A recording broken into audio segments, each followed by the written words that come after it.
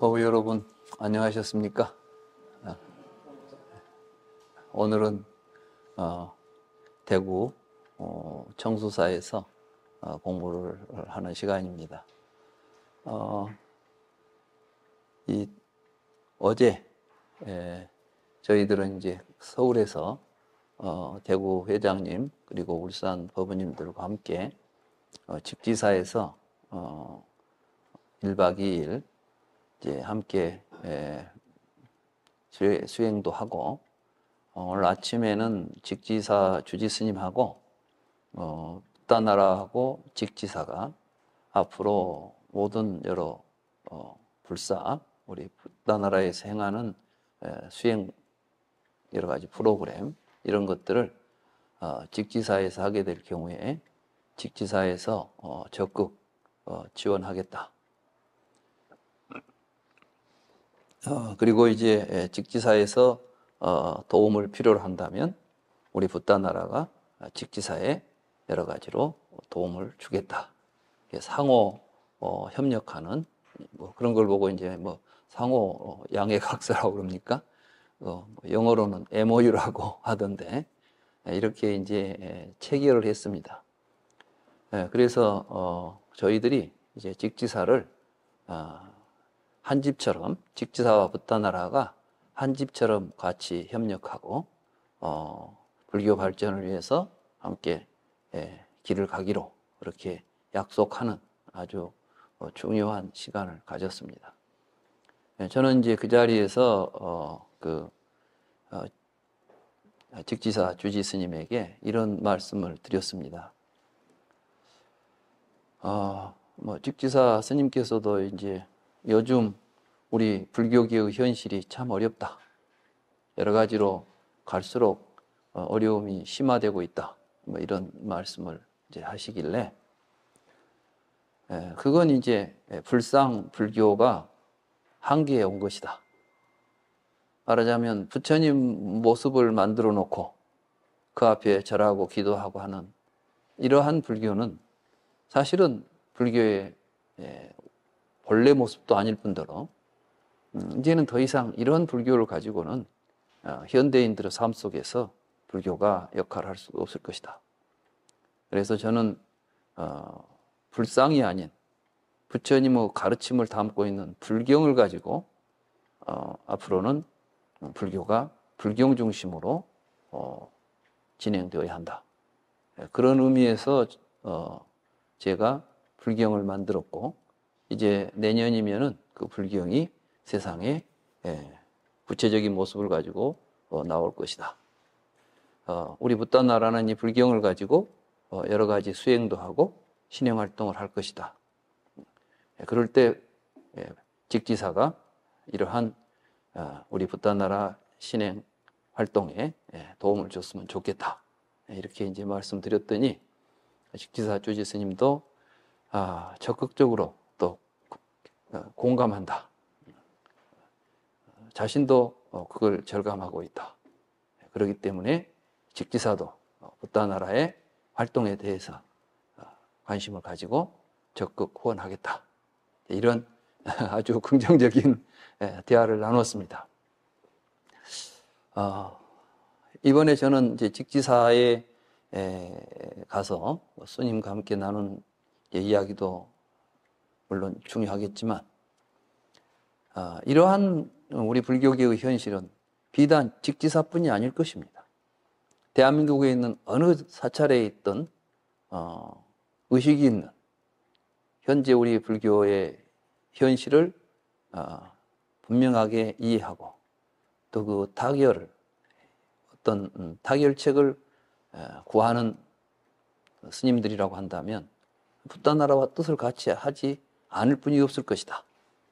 그런 의미에서 저는 이제 드디어 첫 걸음을 내딛었다. 이 청수사도 우리 북다나라와 함께 그 길을 가기 위해서 지금 동참하고 있지 않습니까? 저는 이제 대한민국에 있는, 아니 세계에 있는 모든 불자들이 우리 북다나라와 함께 불상불교에서 불경불교로 가는 길에 동참할 것이라고 확신합니다. 그런 의미에서 어제 직지사와 가졌던 오늘 아침에 직지사와 함께 체결했던 서로 상호 협력하기로 한 MOU 체결식은 굉장히 의미가 있고, 이건 비단 붓단 나라에만 의미가 있는 것이 아니라 한국 불교에 굉장히 의미 있는 사건이다. 저는 이렇게 보고 있습니다. 직지사에는 보니까 500명을 수용할 수 있는 큰 강당도 있고 수백 명이 함께 수용할 수 있는 여건도 갖추어져 있습니다. 그래서 이제 저는 우리 붓단 나라가 앞으로, 지난번에 우리가 여름에 100여 명 가서 했지 않습니까? 그때 아마 그 직지사 스님들이 요즘 100명이 넘는 사람들이 와서 수련대를 하고 하는 모습을 보고 굉장히 좀 뭐랄까요, 이제 이 감동을 받았나 봐요. 그래서 우리하고 그런 MOU를 맺고 같이 이런 이제 활동을 하면 직지사가 가지고 있는 어떤 자원을 활용해서 할 수 있도록 돕겠다, 이런 뜻을 낸 것 같습니다. 그런 좋은 뜻을 저희들이 실현할 수 있도록 우리 붓단 나라가 더욱 같이 함께 힘을 모아서 이제 한 번씩 가면 한 500명씩 가서 직지사의 그 큰 만덕전을 가득 채우는 그러한 수련대회를 좀 했으면 좋겠고, 또 거기서는 1박 2일 정도가 아니라 뭐 4박 5일, 5박 6일 이렇게 장기적인 프로그램을 가지고 수련대회를 해도 적극적으로 지원하겠다. 스님이 또 그렇게 말씀하시더라고요.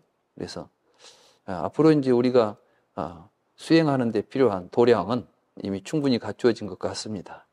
도량 걱정하지 말고 우리 이제 같이 열심히 수련할 공부들을 해야 되겠습니다.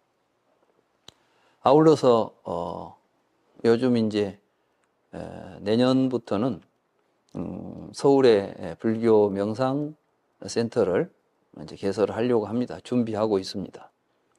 그러면 이제 거기에서 붓단 나라의 구체적인 수행 프로그램을 만들고 또 그걸 가지고 직접적으로 수행을 지도할 수 있는 그러한 이제 기회를 만들려고 합니다. 어제는 그래서 울산에 우리 법부님들이 이제 싱잉볼 하시는 분들이 계시기 때문에 싱잉볼과 붓단 나라 108리 경문 이걸 이제 조합하고 또 명상에 싱잉볼을 도입해서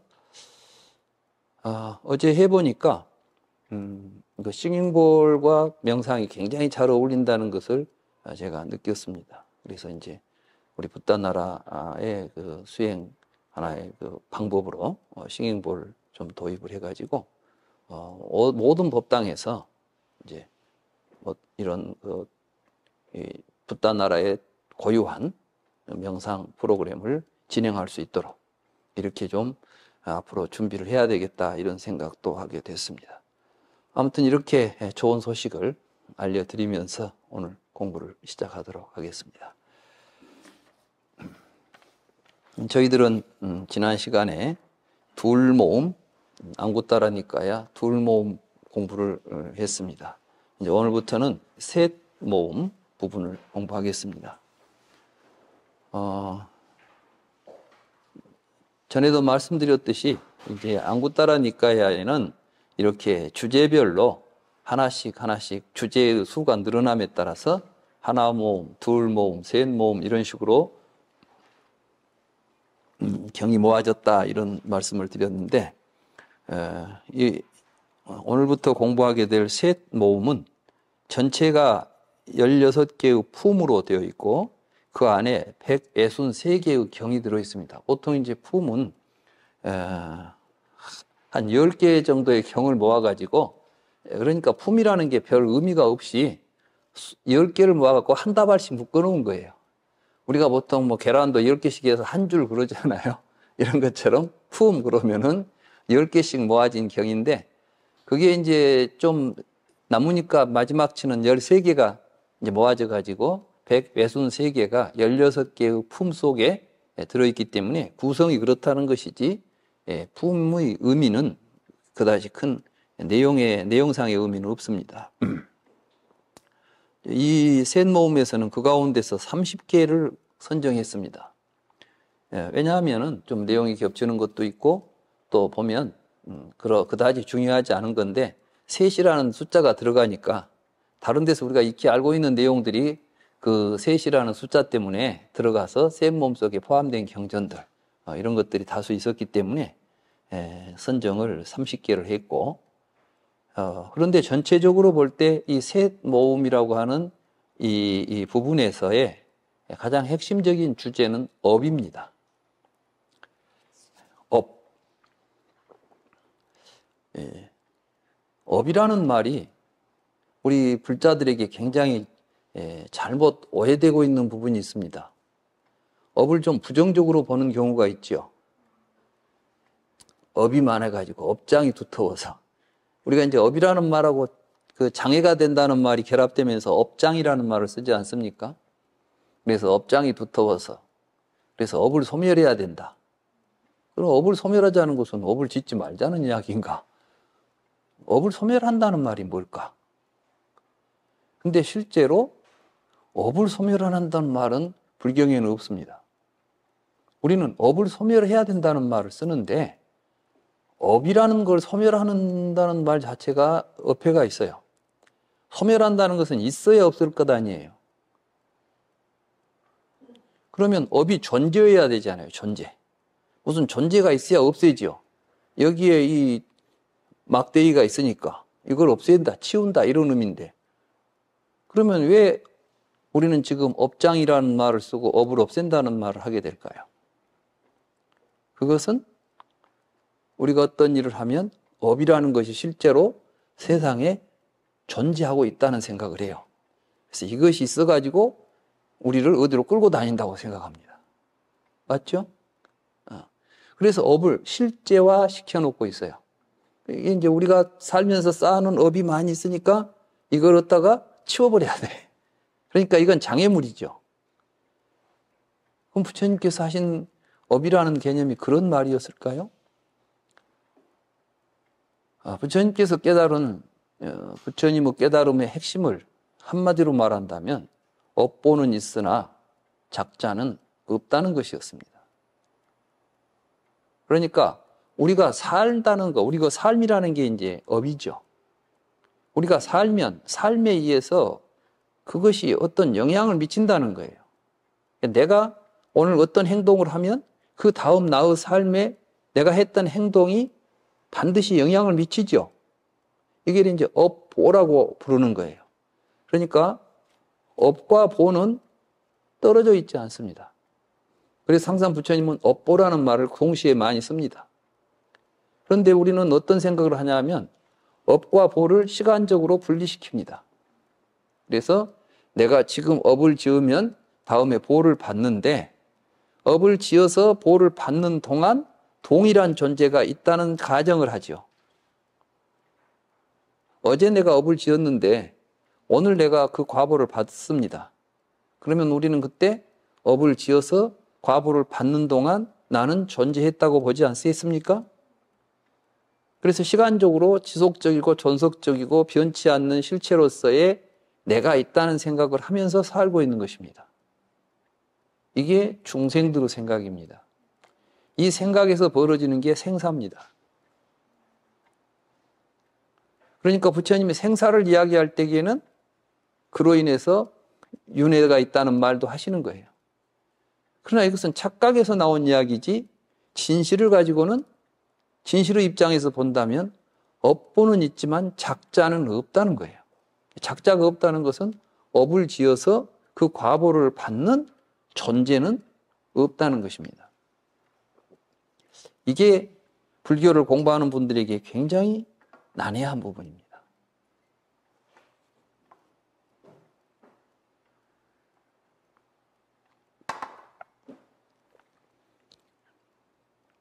업보는 있지만 작자는 없다는 의미에서 무아라고 부르는 것입니다. 그러니까 우리가 이제 무아라고 할 때 내가 없다. 그것도 절미하고 내가 없다고 해버리면 이건 굉장히 큰 오해를 불러일으킬 수가 있겠죠? 뭐가 없냐? 업을 지어서 보호를 받는 실체는 없다는 거예요. 그 참 어렵죠? 한 가지 예를 들겠습니다. 내가 은행에서 1,000만 원을 대출했습니다. 그럼 나는 이제 1,000만 원 대출하기 전하고 1,000만 원 대출한 후에 내가 같은 존재입니까? 다른 존재입니까? 예? 같아요? 달라요? 예? 이래 이제 같다고도 생각하고 다르다고도 생각해. 왜냐하면은 내가 있는데 이놈이 같은 놈이냐 다른 놈이냐 이런 생각을 하는 것이거든요. 근데 한번 생각해 봅시다. 1,000만 원을 빌리기 전에는 내가 빚이 있습니까? 없습니까? 예? 1,000만 원을 빌리는 순간 나는 빚이 있습니까? 없습니까? 예. 그러면 1,000만 원 빌리기 전에는 빚쟁이입니까? 빚쟁이가 아닙니까? 1,000만 원 빌린 다음에는 빚쟁이입니까? 빚쟁이가 아닙니까? 빚쟁이하고 빚쟁이 아닌 사람이 같은 사람입니까? 같다고도 하고 다르다고도 해. 자, 같다고 하는 사람은 빚을 지기 전부터 내가 있어 가지고 빚을 진 뒤에도 내가 있는 거야. 그러니까 나는 빚을 짊어지고 있어. 빚하고 나하고 별개의 문제죠. 빚은 빚이고 나는 나야. 그러니까 이 나는 태어나서 죽을 때까지 계속 있는 놈이에요. 그러니까 이제 어떤 생각이 드냐면 죽은 뒤에는 어떻게 되겠어요? 죽는 놈하고 지금 살고 있는 나하고 같은 놈이겠어요? 다른 놈이겠어? 같지 않아야 돼. 아까 빚을 지기 전이나 빚을 진 후에나 똑같은 내가 있다면 죽은 뒤에도 내가 똑같아야 돼. 그러면은 죽은 뒤에 그놈이 어디로 가야 돼. 그러니까 이제 윤회를 생각해요. 아, 이놈이 이제 죽은 뒤에 어디로 가겠지. 죽은 뒤에 가서도 같은 놈이야, 이놈이. 그러니까 전생에도 이놈이 있었고 현생에도 있었고 내생에도 있었다. 이런 생각을 하게 되는 거예요. 과연 이게 이제 올바른 생각인가? 붓다는 그렇게 업을 지어서 보호를 받고 있는 동일한 실체라고 할 만한 것은 사실은 없는데 우리는 꼭 그것이 있는 것처럼 생각이 되고 그런 생각으로 살기 때문에 문제가 생긴다. 이렇게 이제 말씀하신 거예요. 그러면 내가 없단 말이냐? 나는 있습니다. 어떻게 있느냐? 빚을 빌리기 전에는 빚 안 진 놈으로 있고 돈을 빌린 다음에는 빚쟁이로 있는 거예요. 근데 그 빚쟁이가 빚을 갚아버리면 계속 빚쟁이예요? 아니죠. 그러니까 나의 존재는 변치 않은 어떤 실체로서 존재하는 것이 아니라 업의 결과로서만 존재하죠. 그 나를 있다고 해야 되겠어요? 없다고 해야 되겠어요? 없다고 하면은 아주 없는 놈이고 있다고 하면은 계속 있는 놈이니까 이건 있다는 말과 없다는 말이 다 그 나를 표현하는 데는 적절한 말이 아니에요. 그래서 부처님께서 유무중도라고 말씀하신 거야. 있다는 생각에도 빠지지 말고 없다는 생각에도 빠지지 말라. 내가 없다는 생각을 해버리면 죽으면 그만이다는 생각이 돼버려. 맞죠? 있다는 생각을 하면 죽은 뒤에도 계속 산다는 말이 돼요. 그리고 이제 상견과 단견이에요. 말하자면 죽은 뒤에도 내가 계속 살아가야 된다고 생각하면 상견이 되고 죽은 뒤에는 없어져 버렸다고 생각하면 단견이 되는 거지. 그래서 나의 본 모습은 상견과 단견을 떠나 있는 거예요. 그게 연기하는 나예요. 내가 업을 지음을 통해서 나는 항상 업의 결과로서 나타나요.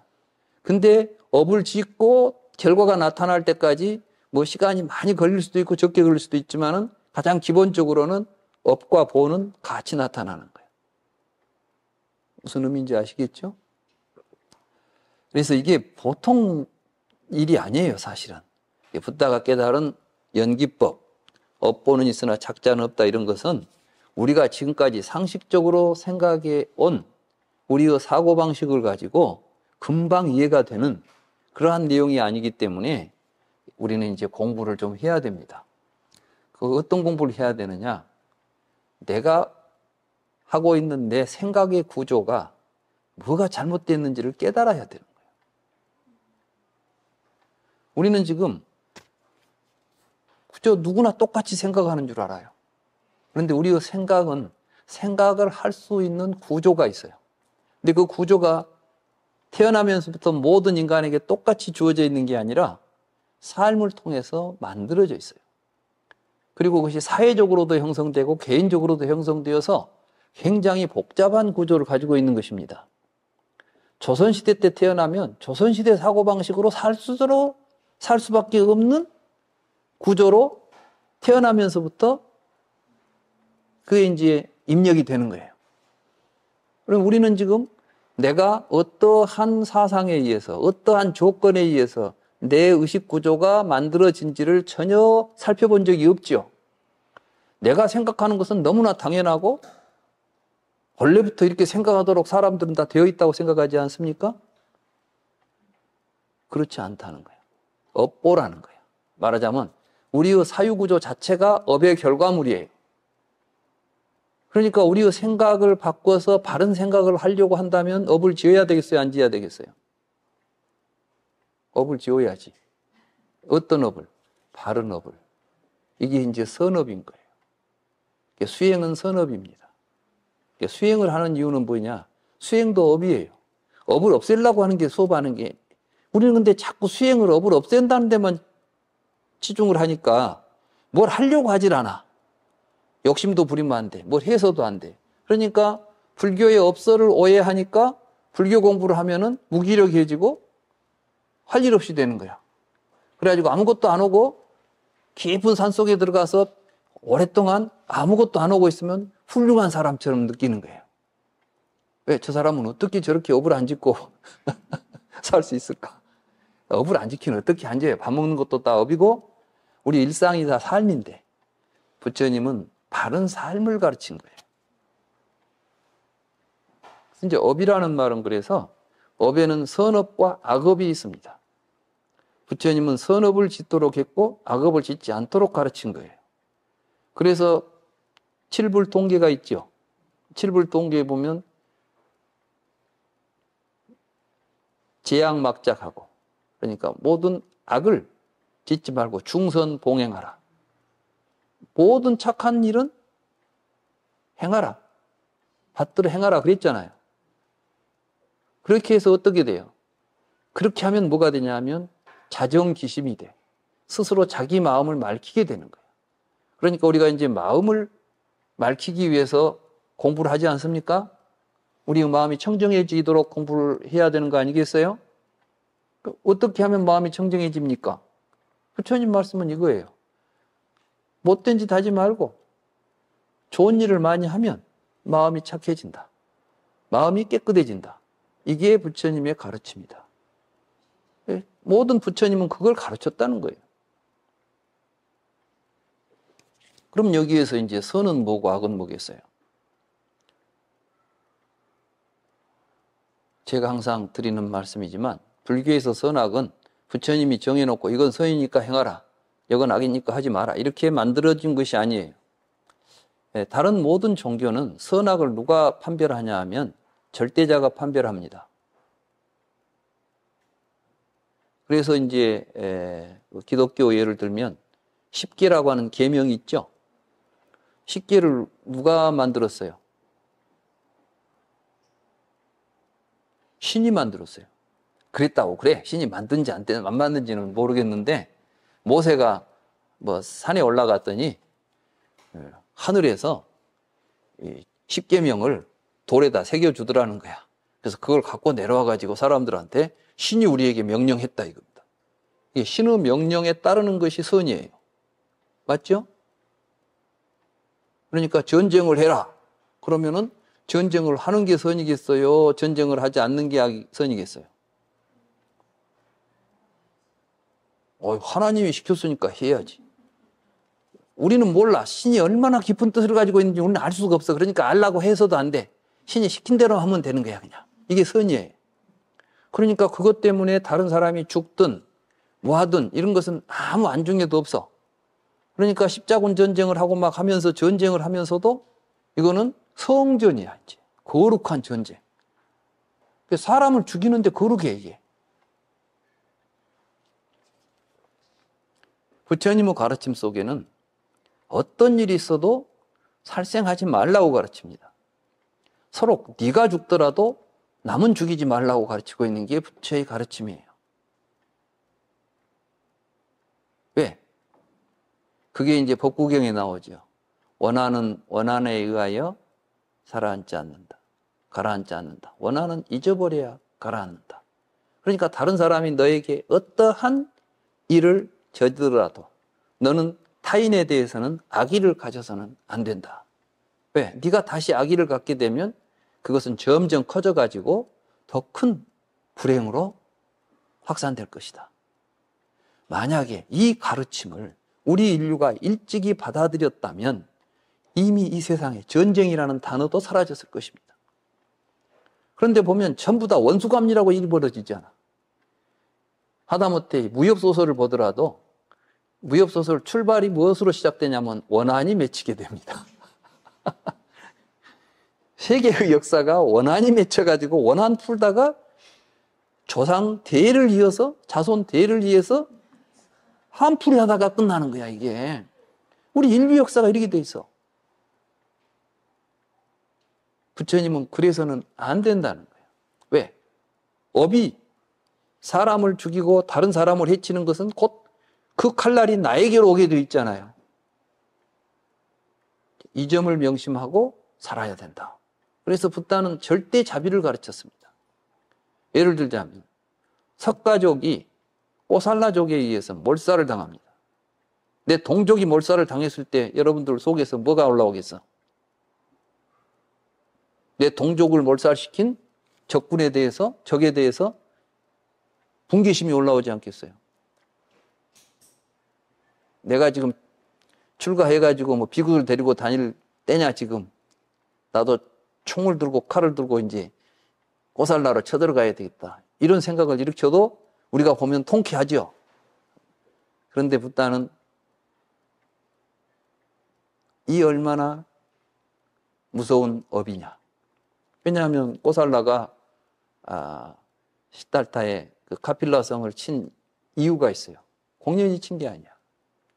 사실은 꼬살라의 왕자가 석가족의 여자한테서 태어난 애예요.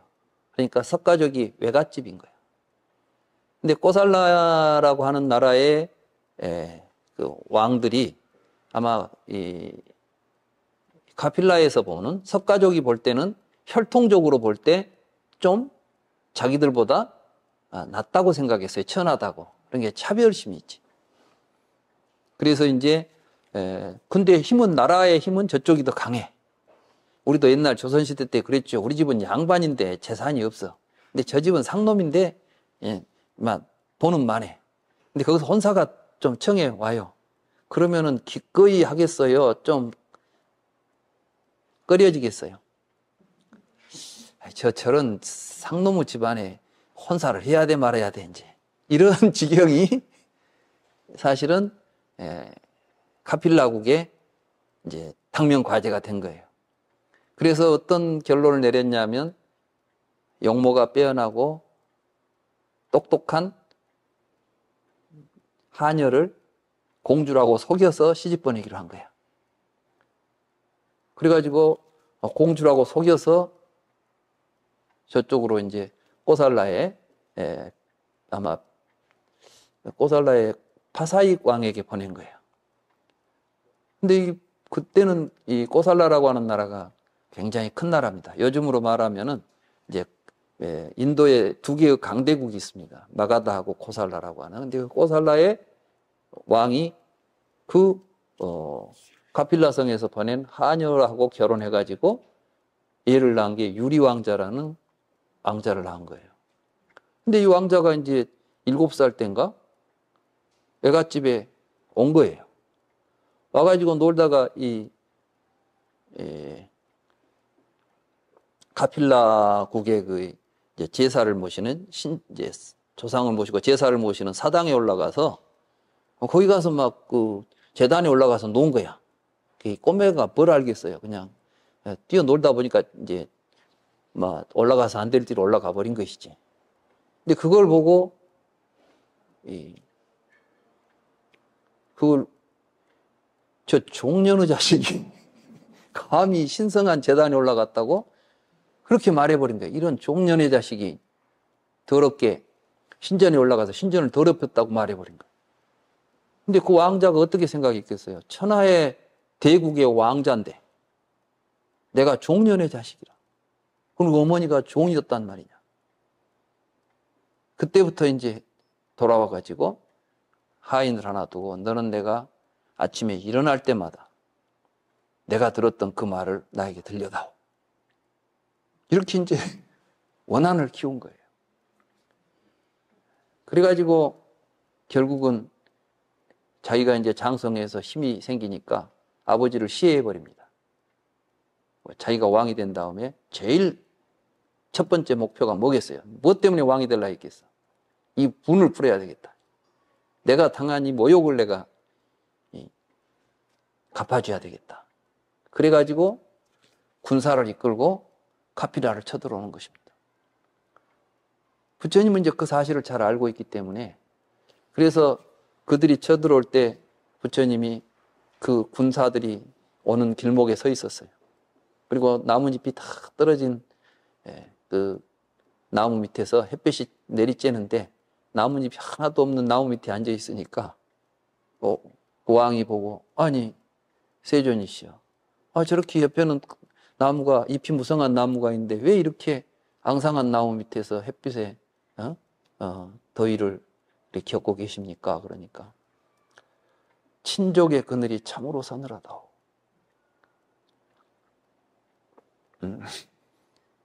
당신이 가서 가필라를 치면 나는 이렇게 가지 없는 나무 밑에 있는 신세가 될 테니까 제발 멈춰라. 그때 이제 그걸 그 왕이 부처님의 간고간청을 듣고 물러섭니다. 다음 날 또 일어나니까 또 하인이 또 그 말을 하는 거야. 도저히 참을 수 없어서 또 났다. 또 가다가 또 이렇게 세 번째가 되는 날 부처님은 막을 수 없다는 것을 알고 하신 말씀이 이것이 업보다. 작은 우리가 생각할 때 어찌 생각하면 조그마한 일이죠. 얘한테 욕 한마디 한 것이지만 작은 악업이라고 해서 가볍게 보지 말라. 악업이 아무리 작은 악업도 어떤 인연이 되면 어마어마한 큰 재앙이 될 수 있는 것입니다. 그래서 부처님은 악업에는 크고 작은 게 없다는 거야. 그래서 정말 조그마한 악업도 항상 경계해야 된다. 그리고 이제 어떻게 죽였냐? 성 안에 가둬놓고 땅을 파가지고 머리만 내놓게 한 다음에 말로 밟아 주겠다는 거예요. 그렇게 해서 그냥 석가족 일족을 다 몰살시켜 버립니다. 그렇게 해서 사실은 이제 그때 많은 석가족이 살아남기 위해서 부처님 교단으로 피해 와가지고 많은 이제 출가를 했다. 그런 이야기가 있을 정도로 그렇습니다. 악업의 결과는 이렇게 무서운 것입니다. 우리가 이제 생각할 때 우리는 이 수학을 잘해가지고 하나의 악업을 지었으면 하나의 결과를 받겠거니 숫자 계산을 하는데 업은 숫자로 계산이 안 됩니다. 이게 인연이 잘못 꼬이면 하나의 1g짜리 업을 지어놓고 1000톤, 10,000톤의 과보를 받을 수도 있는 것이. 그러나 부처님 같은 훌륭한 깨달음을 얻으신 성자들에게는 모든 악업이 무효가 돼. 무효가 될 뿐만 아니라 더 큰 복덕이 돼. 그러니까 성자들하고는 서로 관계를 아무리 나쁜 관계로 맺었다 하더라도 훌륭한 분들하고 관계만 맺으면은 그 다음부터는 좋은 결과가 나오는 거예요. 그 예가 뭐냐면 그 금강경에 나오죠. 부처님이 전생에 인욕선인으로 선정을 이제 닦고 있는데 사슴이 한 마리 뛰어가는 거야. 근데 그 뒤에 왕이 와가지고 방금 사슴 뛰어가는 걸 못 봤냐? 그러니까 사슴 뛰어간 방향을 알려주면 어떻게 되겠어요? 사슴이 죽게 생겼거든. 그러니까 수행자가 차마 어떻게 사슴을 죽이겠냐. 그래서 말을 안 하는 거야. 또 어디로 갔다고 말해보면 먼저 거짓말하면 거짓말할 수도 없고, 그러니까 말을 안 하는 거야. 그러니까 왜 너 말을 안 하냐? 그러니까 나는 말을 할 수가 없습니다. 그러니까 이놈 봐, 너 어떤 놈인데 감히 왕이 물어보는데 대답을 안 한단 말이냐? 그러니까 나는 인욕을 닦는 수행자입니다. 인욕이라는 게 참는 거 아니에요? 잘 참겠네 그럼? 한번 참아봐라. 그래가지고 팔을 하나 잘라내는 거야. 어때? 인욕이 잘 되니? 이렇게 이제. 그러니 부처님께서 나는 당신에 대해서 조금 더 원망하는 마음이 없습니다. 이제 화가 더 나지. 그래서 또 팔을 하나를 자르는 거야. 이래도 그러니까 똑같이 하는 거야. 또 팔을 하나 잘라내는데 똑같아. 사지를 다 잘라내도 표정 하나 변하지 않고 나는 당신에게 대해서 원한의 마음이 없습니다. 이 지경이 되니까 이제는 겁이 나는 거야. 이 도대체 이 사람이 어떤 사람이지?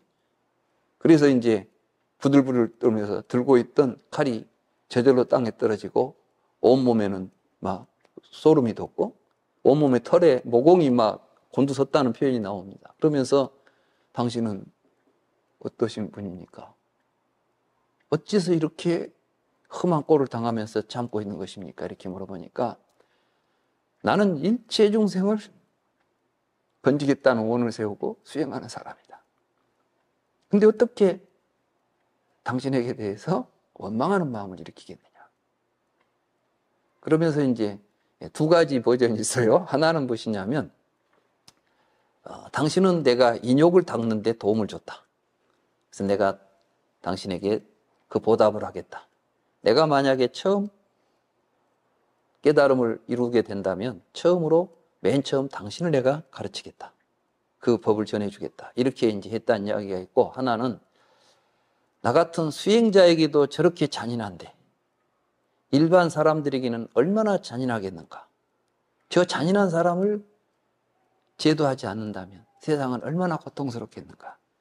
그러니 내가 도를 깨달으면 이 사람부터 제도해야 되겠다. 이렇게 했다는 이제 두 가지 버전이 있는데 어찌됐건 이거는 모든 사람을 편안하게 하기 위해서 이제 붓다는 수행을 했다는 이야기를 하는 것이죠. 그렇게 해서 그 결과는 교진녀라고 하는 오비구 가운데 부처님이 성도하시고 제일 먼저 부처님 말씀을 듣고 깨달음을 성취한 교진녀가 전생에 부처님의 사지를 잘라낸 가리왕이었다. 이런 이야기가 있습니다. 이건 이제 뭘 의미하겠어요? 그러니까 우리는 업을 어떻게 소화시켜야 되겠습니까? 다른 사람이 나에게 어떤 악업을 저지르면 내가 거기에 대해서 한 만큼 갚아줘야 되겠습니까? 10배, 100배로 키워서 갚아줘야 되겠습니까? 아니면 모른 척 해야 되겠습니까? 아니면 더 그들에게 은혜를 베풀어야 되겠습니까? 우리는 여러 가지 선택이 있는 거예요. 그 선택을 누가 하느냐? 우리가 하는 거예요. 그러니까 업이라는 것은 기계적으로 전개되는 법칙이 아니라 마음에서 일어나는 사건들이에요. 그래서 그 마음을 어떻게 생각하고 어떤 생각을 가지고 사느냐에 따라서 우리의 삶의 세계는 악업이 증폭할 수도 있고 모든 악업이 소멸할 수도 있는 것입니다. 무슨 이야기인지 아시겠죠? 이런 의미에서의 악업의 소멸이 붓다가 가르친 진정한 악업의 소멸인 것입니다. 그러지 뭐 업이라는 거 실체가 있어가지고 10개가 있었는데 10개를 다 없애려면 10년 공부를 해야 되고 100개를 없애려면 100년 공부하고 이런 의미가 아닌 것이에요. 이러한 업에 대한 가르침이 불교입니다. 그래서 불교는 업보는 있다. 작자는 없다. 그런데 그 업을 누가 짓느냐? 마음이 짓는다. 그렇기 때문에 마음을 청정하게 하고 마음을 밝히지 않게 되면 선업을 지어놓고도 벼락을 맞은다니까? 그렇잖아요. 내가 그 사람한테 선행을 베풀었더니 뒤에 보니까 은혜를 모르는 사람은 선업을 베풀어 놓으면 배은망덕한 짓을 해요. 그건 무엇 때문이겠는가? 부처님은 우리들의 마음이 미혹하기 때문이다. 그래서 이제 우리가 마음을 청정하게 만들고 우리의 마음을 지혜롭게 만들어야 된다. 이게 부처님의 가르침인 것입니다. 그러니까 우리가 불교 수행한다는 것은 뭘 하자는 거예요?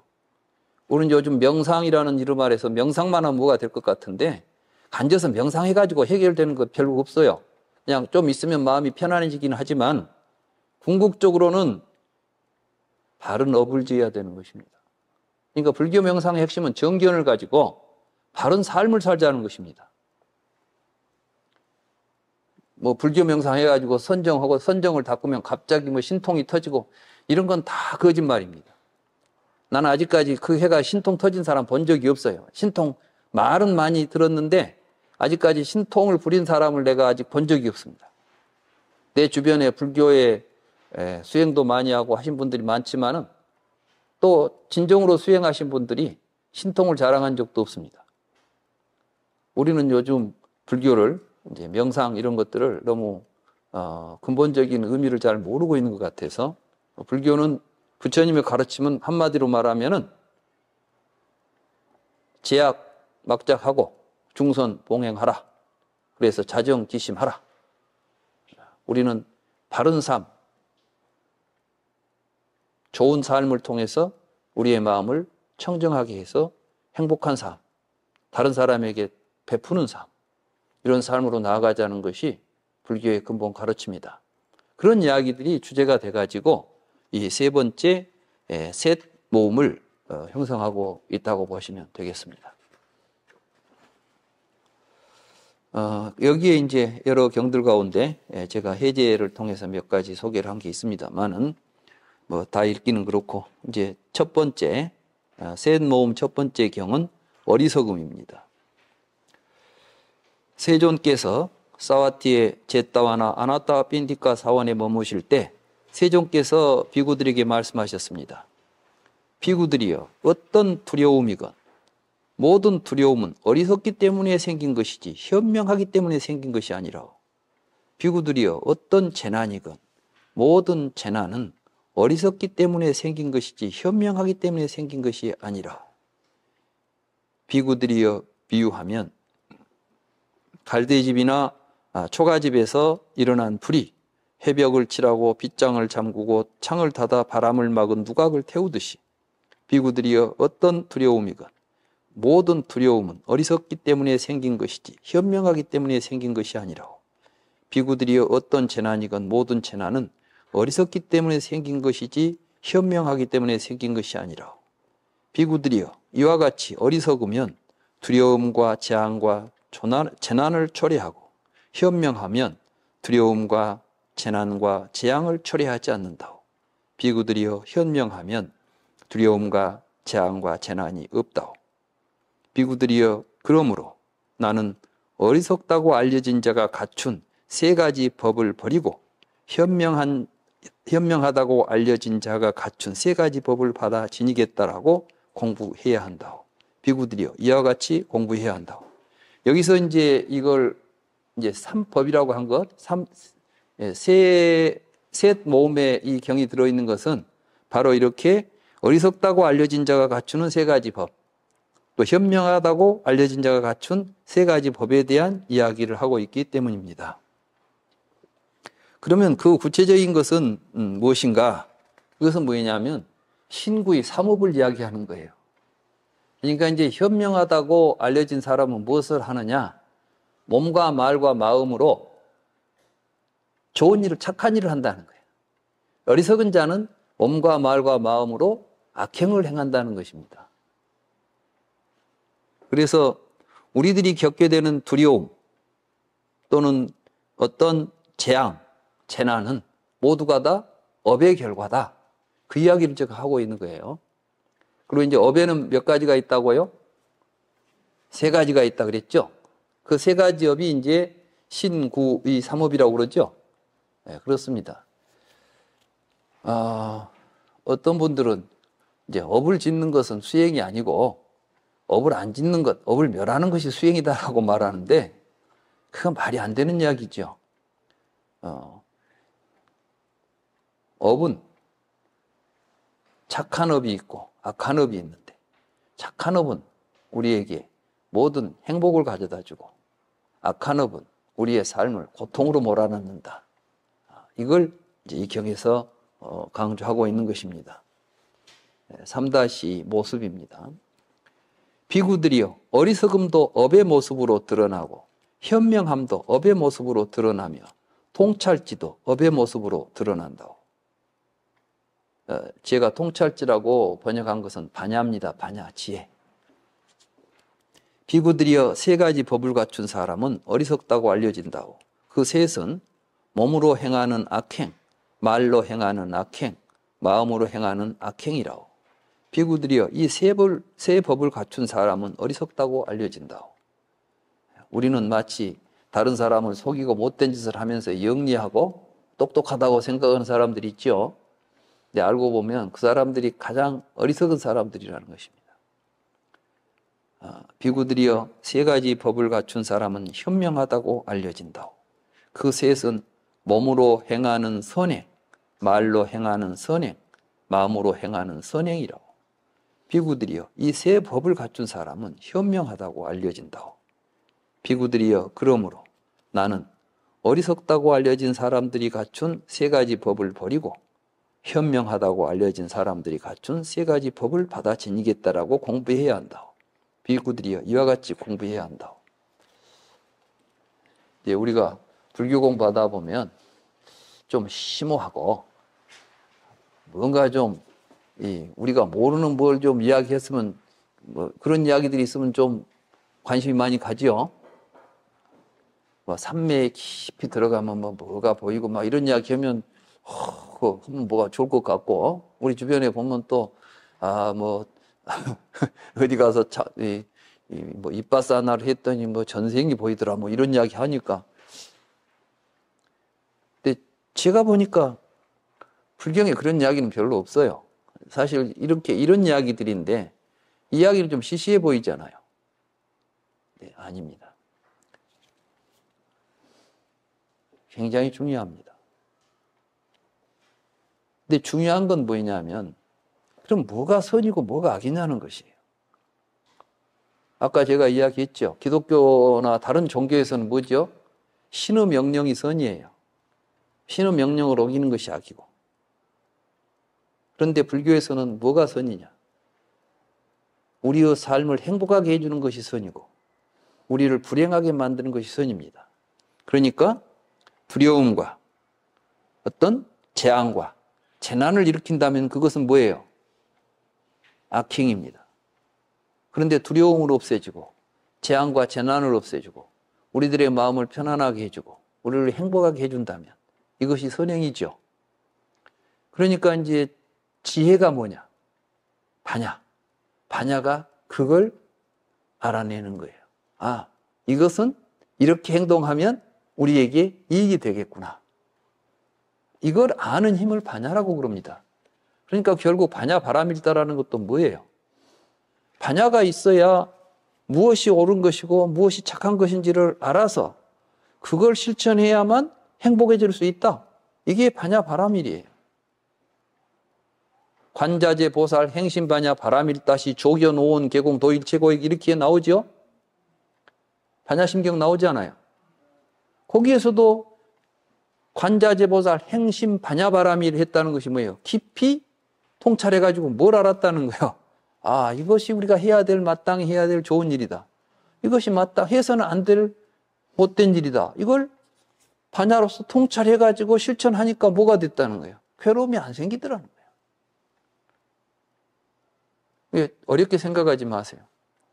불교 공부하면서 뭐 해가지고 신통방통하려고 하지 말고 가장 간단한 이 원리를 가지고 삶 속에서 실천해 보십시오. 그러면 거기에서 무궁무진한 신통이 쏟아져 나옵니다.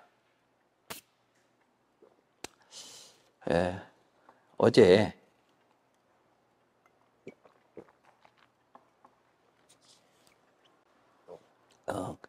그 이야기를 본인 보고 하라고 했더니 본인은 사람들 앞에 가면 울렁증 때문에 말을 못 한다고 저보고 대신 해달래요. 어제 이제 우리 그 직지사에 가서 저녁에 이제 108배하고 아침에 108배하고 이렇게 두 번 108배를 했습니다. 근데 우리 그 울산에 계시는 이제 법부님 한 분이 전에 저보고 그래요. 나는 요새 의욕도 없고 몸도 좀 여러 가지로 좀 불편하고 걸음걸이도 이제 나이가 드니까 발도 이제 이 무릎도 아파가지고 어디 걷기도 힘들고 그러니까 어디 나다니기도 싫고 이제 점점 더 신체적 활동은 줄어들고 뭐 나이가 들면 자연스럽게 또 우울증 비슷한 게 옵니다. 이렇게 해가지고 뭐 별로 하고 싶은 것도 의욕도 없고 그런다고 어떻게 하면 좋겠냐고 그러더라고요. 그래서 내가 이건 분명히 이제 몸이 노쇠한 현상이니까 이걸 극복해야 되려면 어떻게 해야 될까 그래서 제가 108배를 하세요. 다리가 아픈데요. 그래서 다리가 아파도 할 수 있는 게 있습니다. 무리하지 않게 할 수 있는 법도 있고 아무튼 108배를 지속적으로 하면 문제가 해결될 것 같습니다. 근데 제 말을 새겨 들으셨나 봐. 그래가지고 그분이 그때부터 108배를 했답니다. 그래가지고 사실 내일이 108배 해양일이랍니다. 그래서 이제 미리 내가 직지사 온다니까 그러면은 해양을 좀 미리 하자. 108배를 100일 동안 하기로 했는데 해양을 먼저 하기로 하고 이제 그날 와서 말하자면 그 108배 해양식 비슷하게 이제 의미를 가지고 했죠. 그래서 내가 이제 물었습니다. 그래서 108배를 하고 나니까 결과가 어떻습니까? 그러니까 첫째는 발이 편해졌대요. 친구들은 너 이제 늙어가지고 그 안에도 지금 이 연골이 닳아가지고 걸음걸이가 어려운데 108개를 날마다 한다고 너 그러다 병신되니까 절대로 하지 말라고 극구 말리더랍니다. 근데도 처음에는 한 달 정도 할 때까지만 해도 무릎이 불편했는데 점점 더 풀리더니 지금은 걷는데 전혀 108배 하는 건 아주 거뜬하게 하고 있다. 그 다음에 그때는 이제 의욕이 하고 우울증이 있었다는데 굉장히 밝아졌고 삶에 활기가 생겼다. 다시 말해서 처음에 가지고 있었던 모든 문제들이 다 해결이 됐다. 그러면서 또 덧붙여서 뭐냐면 딸이 엄마 계속 수행하세요. 기도하세요 그러더래요. 그래서 왜 그랬더니 엄마가 많이 부드러워졌어요. 그러니까 이제 우리 108 예찬문회가 뭐가 있어요? 붓다나라 지게바로문이 있잖아요. 날마다 지게바로문을 외우는 거예요. 날마다 도반과 함께하는 바로문을 외웁니다. 우리나라 지금 우리 붓다나라에서 하고 있는 108 애경문에는 애경문 구성이 삼기, 지게바로문, 붓다가 깨달은 연기법, 도반과 함께하는 바로문 이걸 외우면서 하면 108배가 됩니다. 그렇게 하도록 제가 이제 구성을 했어요. 근데 그걸 날마다 100일을 하고 나니까 여기 보면 지게바로문의 처음 이야기가 뭡니까? 다른 사람이 우리에게 말할 때 그 말이 적절하거나 적절하지 않거나 사실이거나 거짓이거나 부드럽거나 거칠거나 유익하거나 해롭거나 자애로운 마음으로 말하거나 증오를 품고 말하거나 우리는 이렇게 자신을 단련해야 합니다. 나는 그것에 영향을 받지 않으리라. 근데 옛날에는 조금만 귀에 거스르는 말이 나와도 그냥 팍 튀어나와가지고 막 같이 공격을 했는데 이걸 생각하고 있으면 누가 뭔 말할 때 귀에 거스르는 말이 딱 나오면 뭔 생각을 해야 돼? 나는 그것에 영향을 받지 않으리라. 그 생각을 딱 하는 순간 이미 화낼 시간은 지나가 버리는 거야. 화도 타이밍이 있잖아. 그죠? 근데 이 생각을 하다 보니까 갑자기 화낼 시간 지난 뒤에 화를 내면 좀 우습지 않아요? 그러니까 일어난 화도 이 생각을 기억을 떠올리는 순간 타이밍을 놓쳐가지고 안 일어나는 거야, 불이. 그러니까 불도 타이밍이 있어요. 우리가 성냥을 칠 때도 타이밍이 되어야 불이 켜지지, 아무리 쳐도 타이밍이 안 맞으면 불이 안 나잖아. 이 어마어마한 공덕이 있는 거예요, 이게. 여러분들이 지금 날마다 제가 법회할 때마다 이거 하잖아요. 이 이상 뭔 수행을 할 거 있어. 이보다 더 깊은 명상에 들어갈 사람이 누가 있겠어. 옆에서 별짓을 해도 나는 영향을 받지 않으면 이걸 보고 삼매라고 그래. 내 마음이 흔들리지 않고 항상 고요하게 앉아있는 걸 삼매라고 하지 않아. 이 붓다나라 지게바람문을 마음에 품고 사는 사람은 일행삼매야. 모든 삶 속에서 삼매가 일어나고 있는 거라고. 이보다 더 큰 수행이 어디가 있어요. 붓다나라 우리 법부님들은 누가 어디 가서 명상하고 누가 삼매 이야기하면 우리는 더 깊은 삼매 속에서 살고 있습니다. 라고 말씀하세요. 자신 있게. 그러니까 이제 딸이 예전 같으면 서로 이렇게 불화가 생길 일이 많을 텐데 108배 뒤로는 그런 게 없으니까 엄마 계속 그렇게 하세요. 얼마나 좋습니까? 그래서 기적은 일상 속에서 일어나는구나. 내 안에서 일어나는구나. 그걸 느꼈대요. 이분이야말로 삼매에서 기적을 행하신 분이에요. 그렇지 않아요? 우리 붓다나라는 이런 기적을 스스로 체험하고 스스로 실천하기 위해서, 행하기 위해서 공부하는 겁니다. 이게 부처님의 가르침인 것입니다.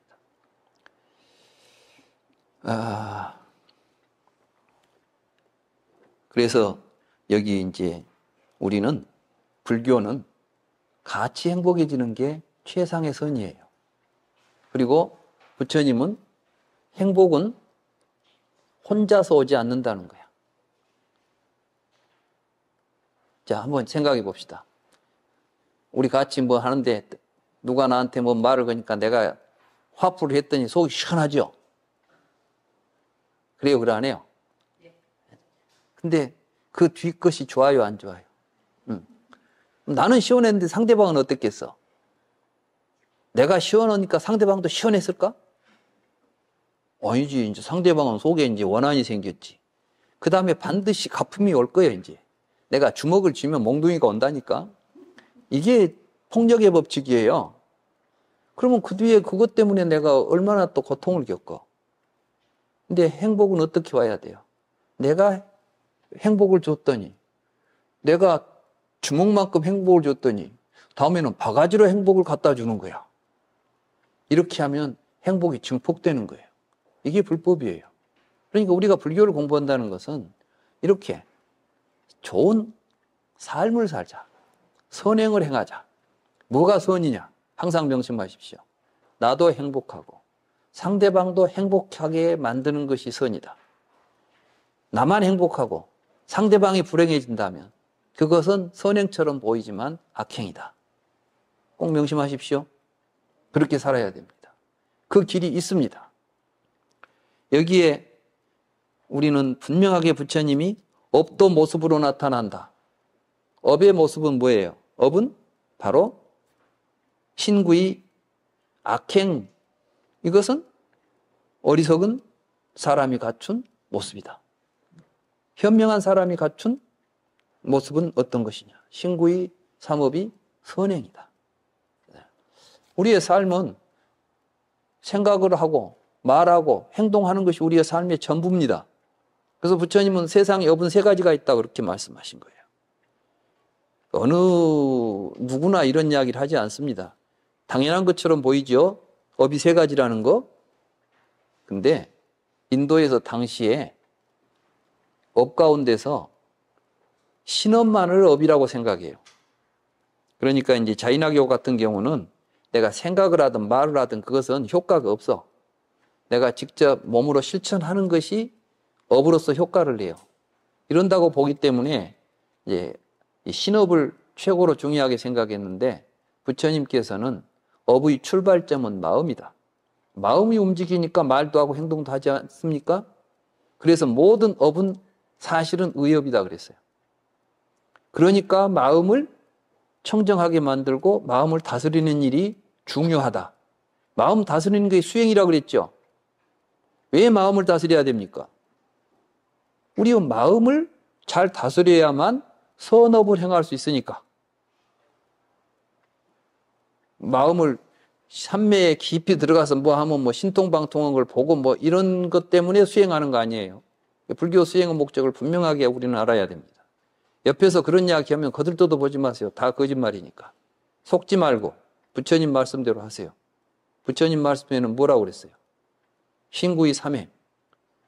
뒤에 가면 이제 의업이 최고다. 이런 이야기들은 모든 업 가운데서 의업이 가장 중요하다. 이런 건 부처님의 가르침입니다.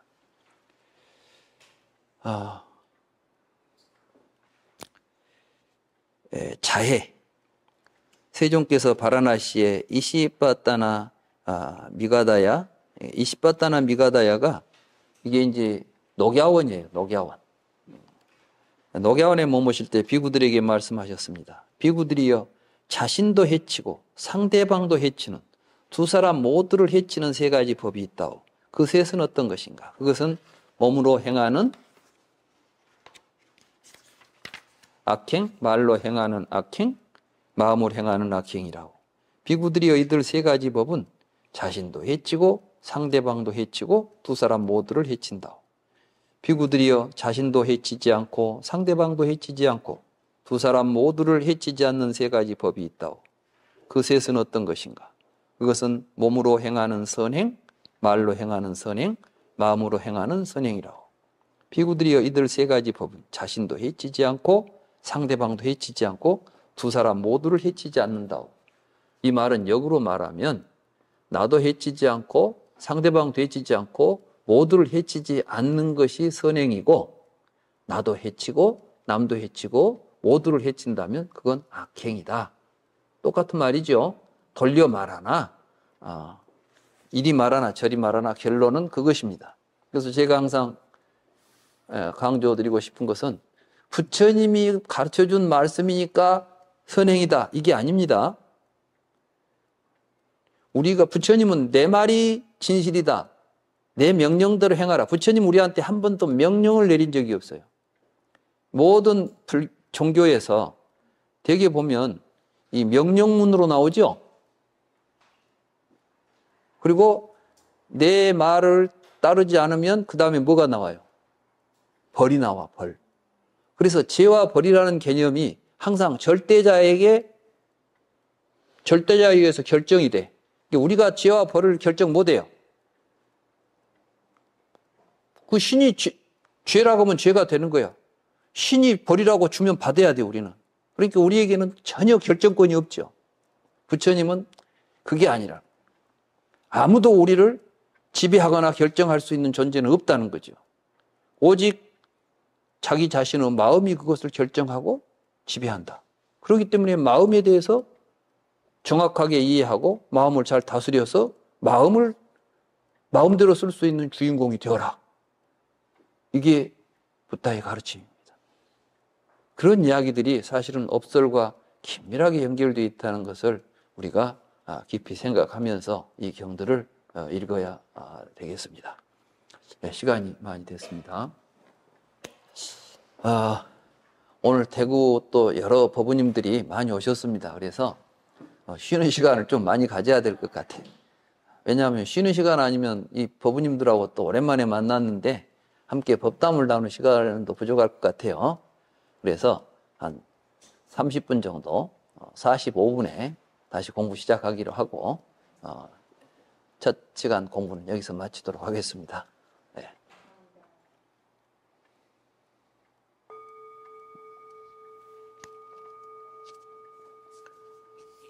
네.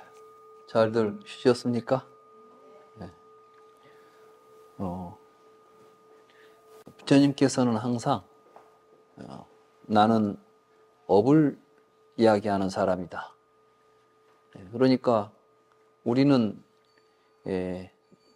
어떤 그 실체로서 존재하는 것이 아니라 업에 의해서 스스로 자기를 만들어가는 존재고 자기를 결정하는 존재다.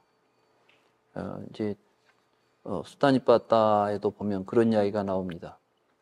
어떤 사람이 이제 나는 바라문이다. 왜? 우리 집이 바라문 집안이니까. 그러니까 부처님께서 이 혈통에 의해서 바라문이 되는 것이 아니다. 바라문은 행실에 의해서 바라문이 된다. 만약에 그 사람이 도둑질을 한다면 그는 도둑이지 바라문이 아니다. 그가 거짓말을 한다면 그는 사기꾼이지 바라문이 아니다. 그 사람이 농사를 지은다면 그건 농부지 바라문이 아니다.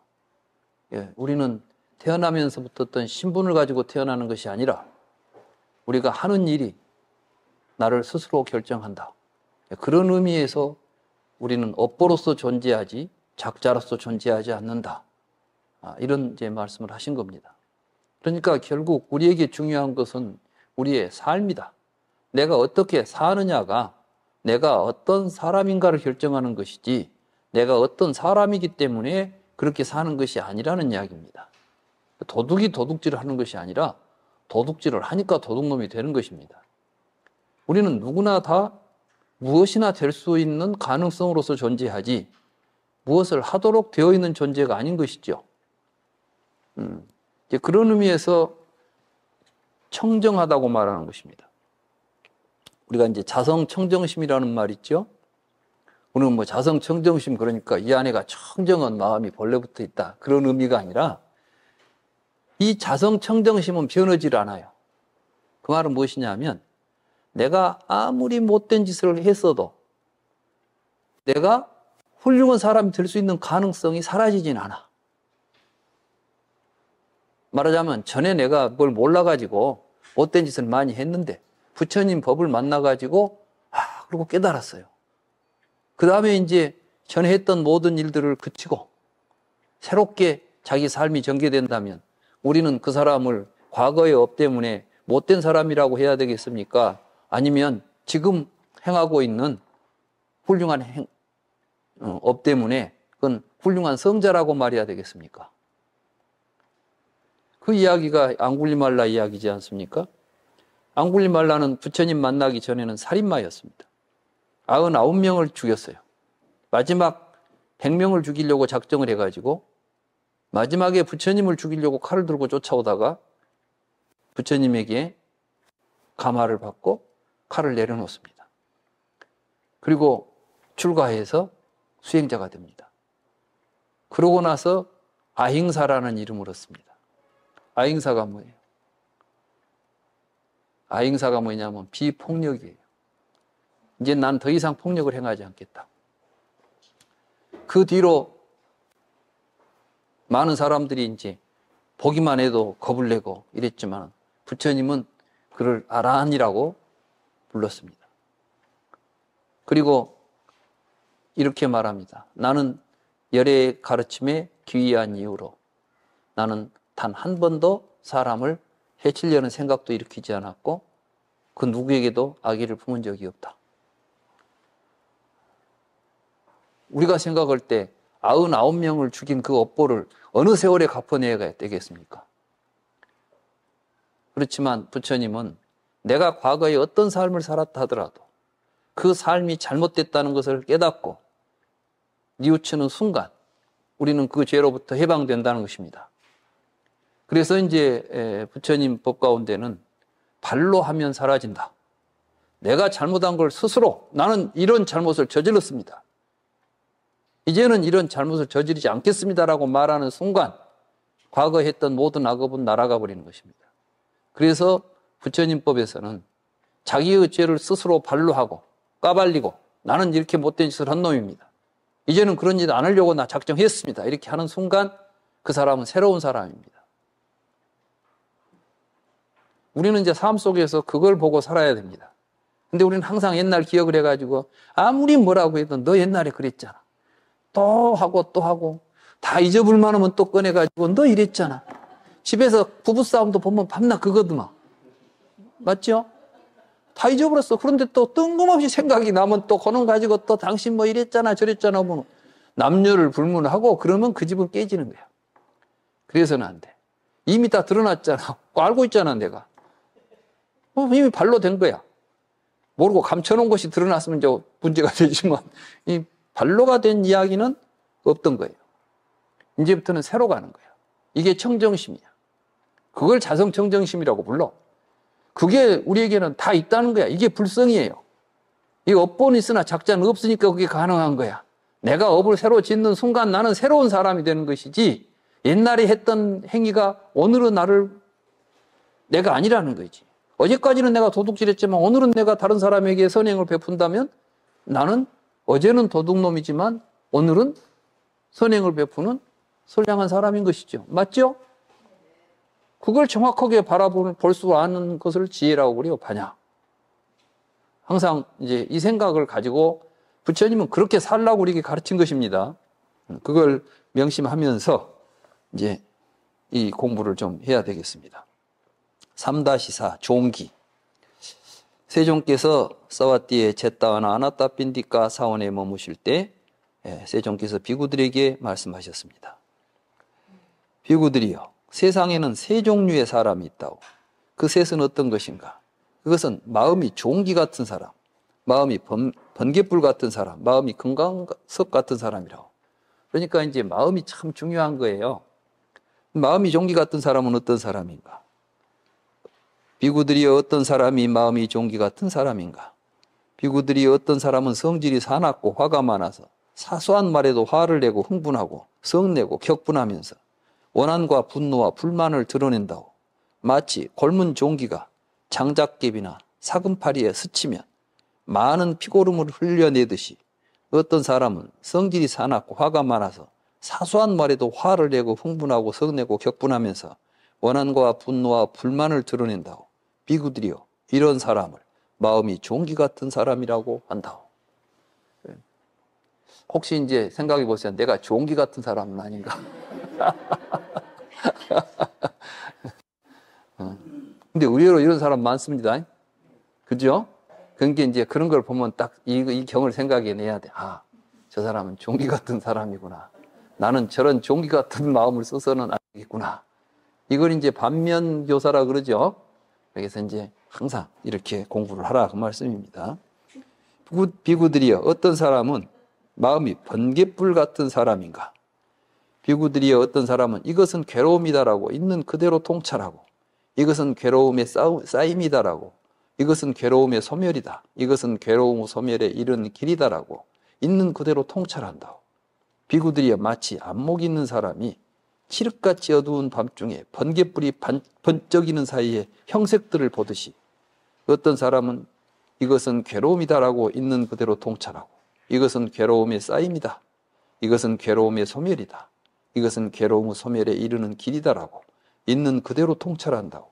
비구들이여, 이런 사람을 마음이 번갯불 같은 사람이라고 한다고. 우리가 이제 캄캄한 저녁에 번개가 팍 치면 순간 사물들이 보이잖아요. 이런 것처럼 아까 이제 이 종기 같은 사람이 되지 말고 번쩍이는 지혜를 가지고 있는 그대로 실상을 볼 수 있는 마음을 가지라는 겁니다. 이게 뭐냐면, 그럼 우리가 이제 실상을 본다는 건 무엇인가? 이게 사성제입니다. 고진멸도.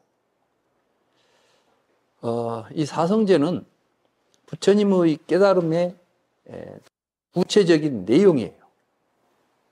그럼 부처님은 뭘 깨달았는가? 고성제를 깨달았습니다.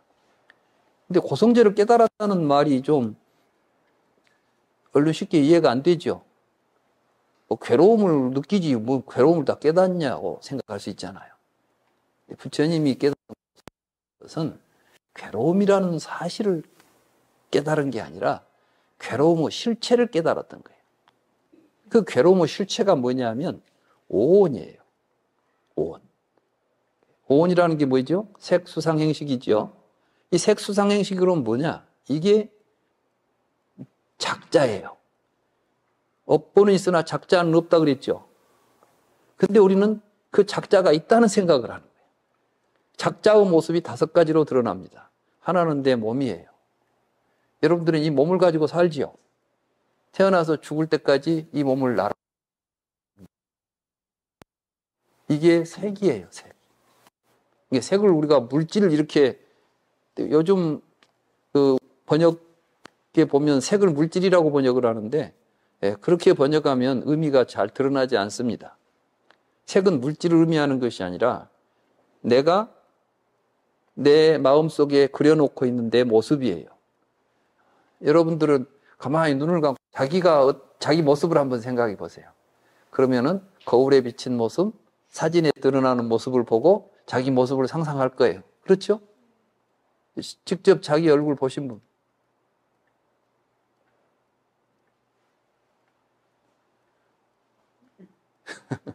우리는 참 놀랍게도 자기를 직접 못 봐요.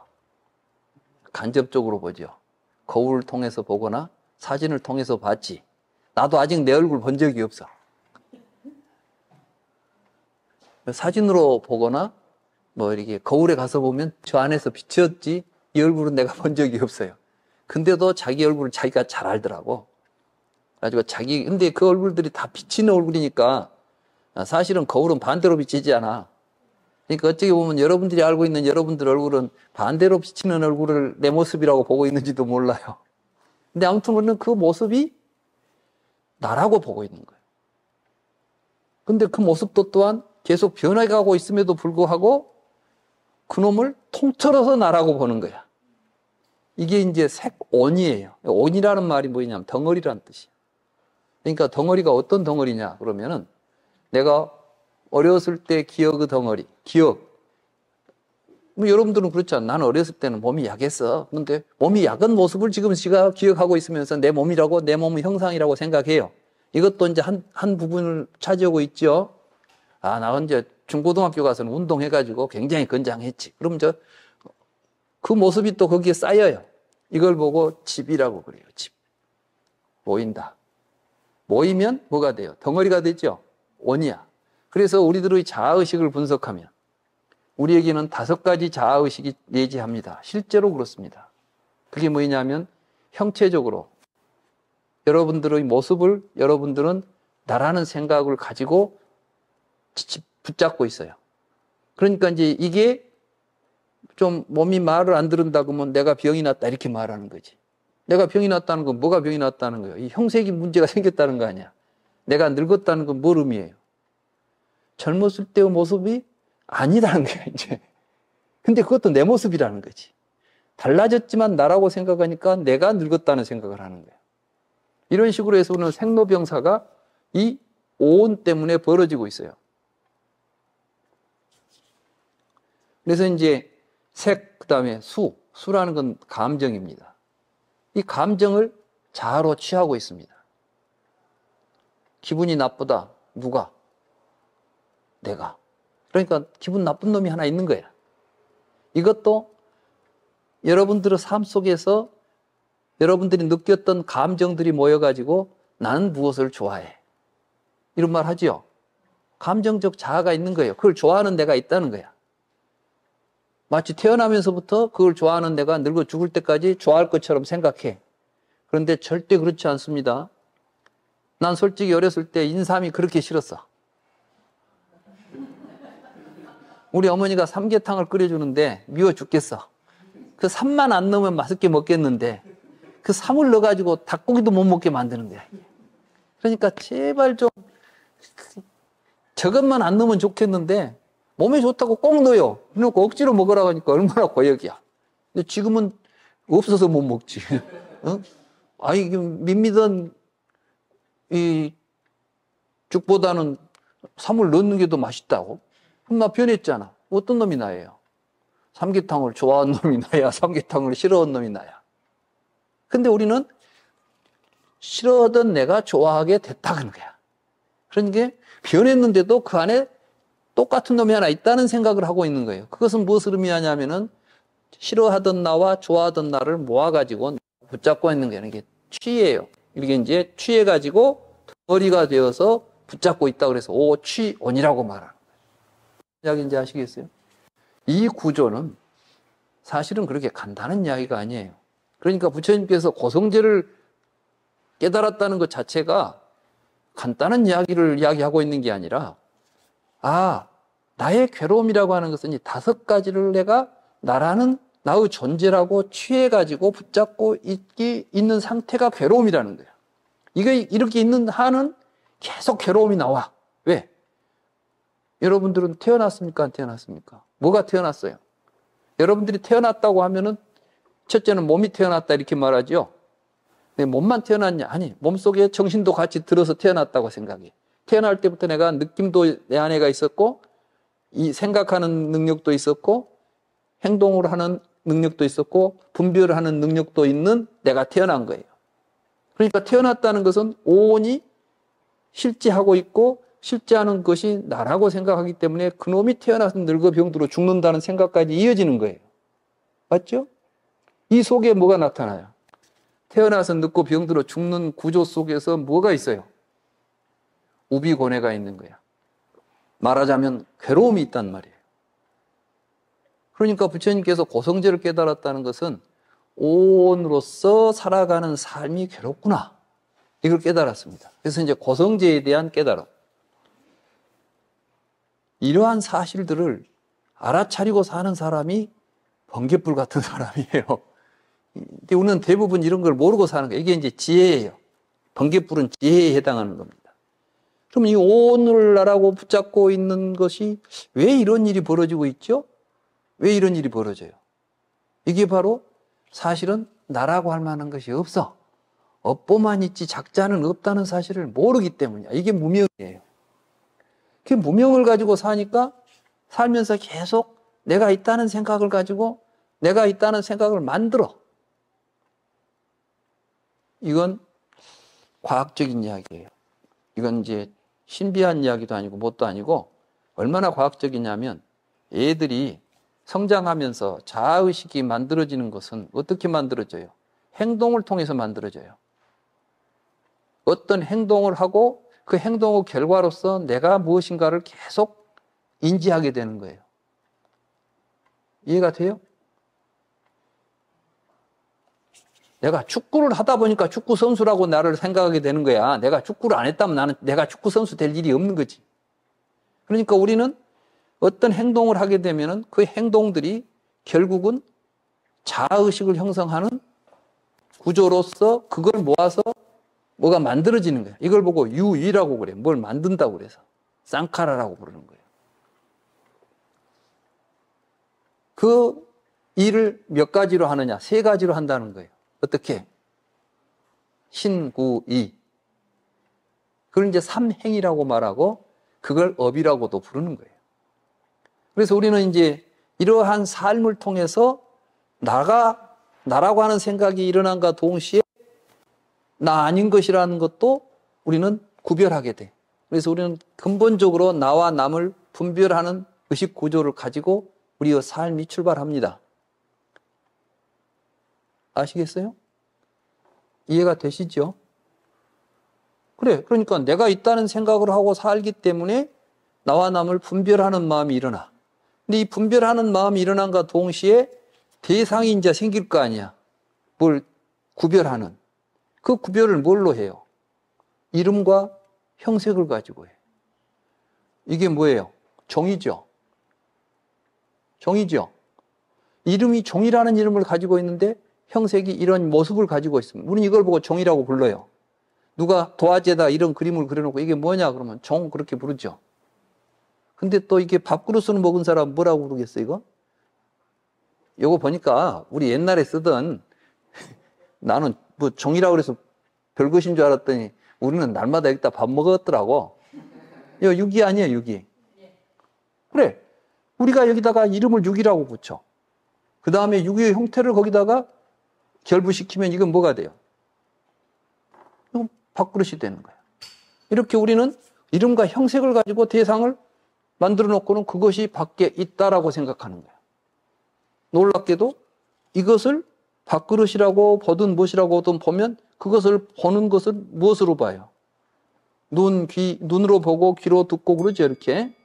이런 것을 통해서 보는 놈이 나타나게 돼 있어. 근데 여러분들은 내가 본다고 말하죠? 근데 보이는 놈이 있어야 보는 놈이 나와요. 절대 아무것도 안 보이는데 보는 놈은 있을 수가 없어. 안 보이는데 보는 놈을 인식한 적 있어요? 근데 마치 나는 보기 전부터 보는 놈이 있다는 생각을 하고 있는 거야. 이게 유깁처예요. 근데 사실은 보는 놈이 언제 나오느냐? 바로 볼 때 명색을 통해서만 나오고 있다는 사실이야. 근데 그걸, 그러니까 이름과 형태가 없는 것을 여러분들이 이름도 모르고 아무것도 모르는 것을 보고 있을 때는 보는 나도 안 나타난다니까. 아시겠어요? 그걸 이제 해봐요. 여러분들이 진짜 그런가 한번. 사실이 그래. 그러니까 내가 보는 것이 아니라 명색을 통해서 보는 놈이 있다는 생각이 일어나고 있는 거예요. 그러면 그때 그 이름과 형태가 있는 것을 통해서 우리는 느낌이 발생해요. 그러니까 이름도 없고 형태도 없는 것을 보면 여러분들은 아무 느낌도 일어날 리가 없어. 집에 지금 밥그릇이 필요했어. 근데 이게 딱 보는 순간 밥그릇이 보이는 거예요. 그러면 기분이 좋아요, 안 좋아요? 아, 내가 이거 필요한데 이게 있네? 기분이 좋잖아요. 그래.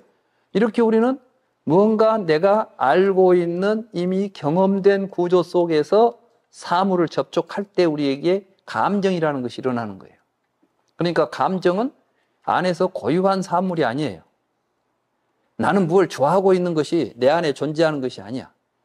우리의 경험이들이 우리의 감정의 토대에는 내의 경험이 쌓여 있는 거예요. 그래서 촉이라고 하는 것은 단순한 공간 속에서 어떤 사물을 접촉하는 내용들이 아니라 이미 우리가 명색으로 규정해 놓은 어떠한 시스템, 이건 이제 하나의 그 언어적 구조죠. 우리들의 의식 구조는 사실 언어 구조예요. 이러한 언어적 구조 속에서 발생하고 있습니다. 그걸 붙다가 본 거예요. 그래서 이제 부처님 그 경전들을 읽다 보면 거의 그 현대 언어학자들이 했던 이야기들을 부처님이 이미 하고 있어요. 근데 사람들이 그걸 이해를 못 해. 왜냐하면 부처님이 설마 언어적인 그런 영역의 이야기를 했을까라고 생각하시는 거죠. 근데 사실은 그렇잖아요. 부처님은 우리들의 의식을 분석하다 보니까 그것이 굉장히 명색이라는 말 자체가 언어적인 개념 아니에요. 맞죠?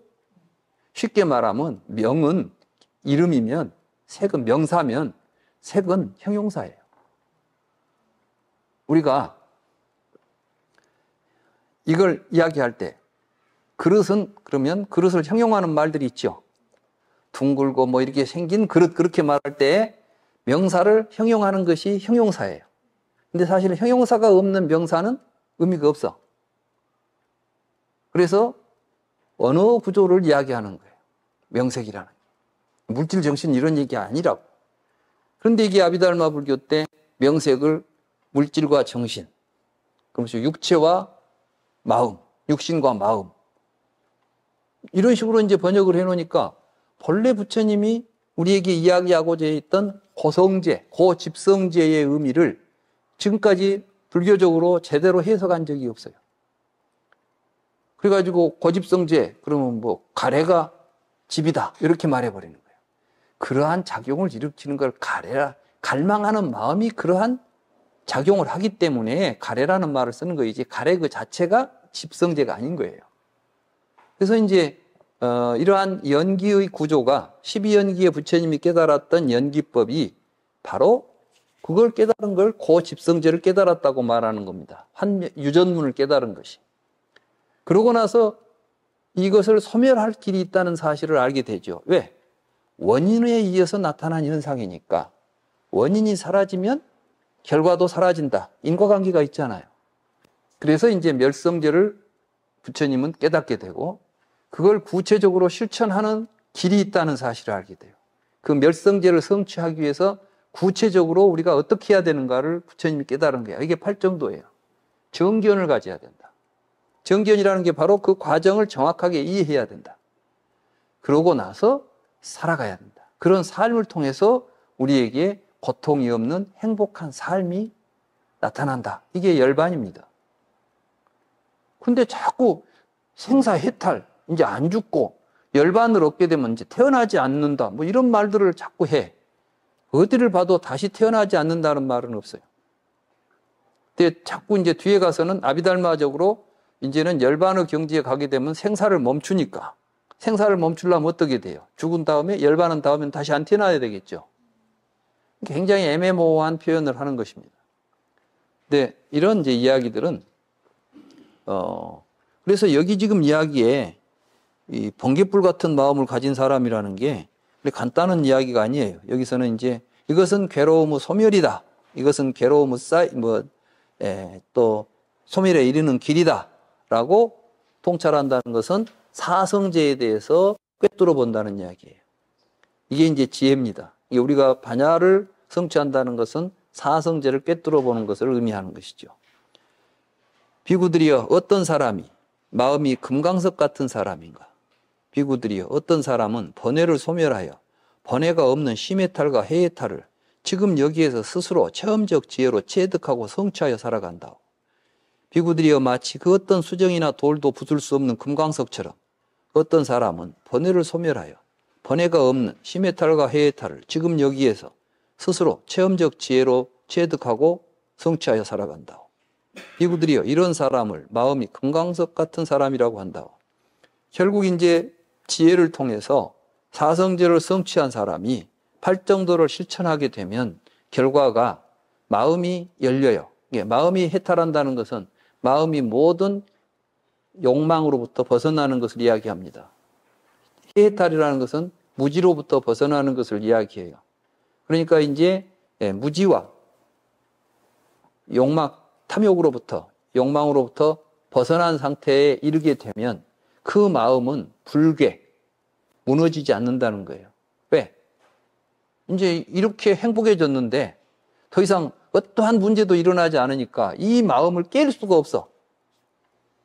그래서 이걸 보고 이제 변치 않는다. 깨지지 않는다. 영원하다. 그래서 이렇게 말하는 거예요. 그러지 뭐 영원한 뭔 존재가 있는 게 아니라 한번 부처님 가르침에 의해서 수행을 하고 팔정도를 잘 실천해 가지고 마음의 평화를 얻으면 그 평화는 절대 깨지지 않는다는 겁니다. 근데 여러분들이 마음의 평화는 가끔 얻어가지요. 편안할 때 있잖아요. 아, 평화롭다. 근데 그게 오래 갑니까? 옆에서 누가 조금만 비난해도 깨져버리죠. 마음에 맞지 않는 일 벌어지면 금방 그 평화는 사라지죠. 그게 이제 열반이 아니에요. 열반은 어떤 거냐 하면 이제 금강석처럼 어떠한 일이 있어도 마음이 흔들리지 않고 그 행복한 상태가 유지되는 거. 이것을 열반이라고 부릅니다. 그래서 불교 이야기를 하는 거예요. 대부분의 중생들은 종기 같은 마음을 가지고 살고 다 그래. 알고 보면 다 종기야. 이게 얼마나 부딪히면 전부 막 피고름이 나오잖아.